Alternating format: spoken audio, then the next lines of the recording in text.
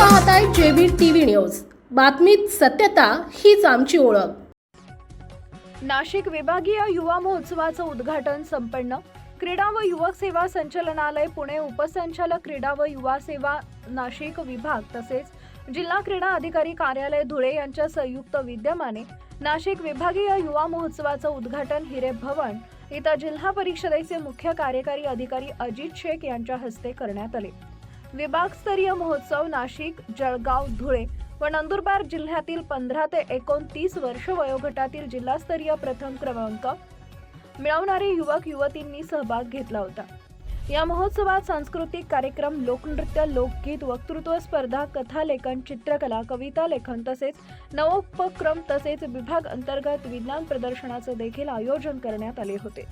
युवकांचा सर्वांगीण विकास, संस्कृती परंपरेचं जतन व सुप्त गुणांना वाव देणं आणि राष्ट्रीय एकात्मता वृद्धिंगत करणं या उद्देशाने दरवर्षी राष्ट्रीय युवा कार्यक्रमाचं आयोजन युवा कार्यक्रम व क्रीडा मंत्रालयातर्फे करण्यात येत असतं।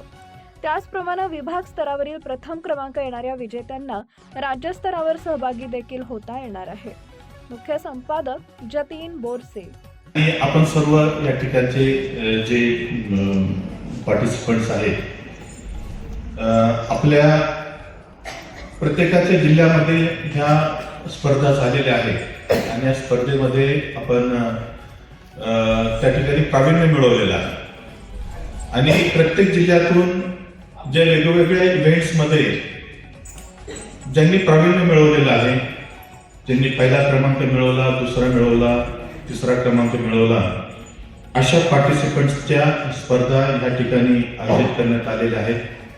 त्या चांगल्या अशा हॉलमध्ये ज्या ठिकाणी सर्व सुविधा आहेत आणि त्यामुळं आपल्याला जे कलागुण या ठिकाणी पेश करायचे आहे, सादर करायचे आहे, ती निश्चितच आपण चांगल्या वातावरणामध्ये, चांगल्या ॲम्बियन्समध्ये पेश करू शकताल, सादर करू शकताल असं मला विश्वास आहे।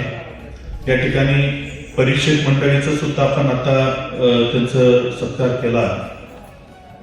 त्यांचं सुद्धा जे परीक्षण करण्याची जी पद्धत आहे किंवा त्यांचा जो त्यामधला जो अनुभव आहे तो निश्चितच आपल्या सगळ्यांसाठी फायदेशीर ठरेल आणि चांगल्या प्रकारचं परीक्षण या ठिकाणी होईल अशी मला आणि आम्हाला सर्वांनाच अपेक्षा आहे।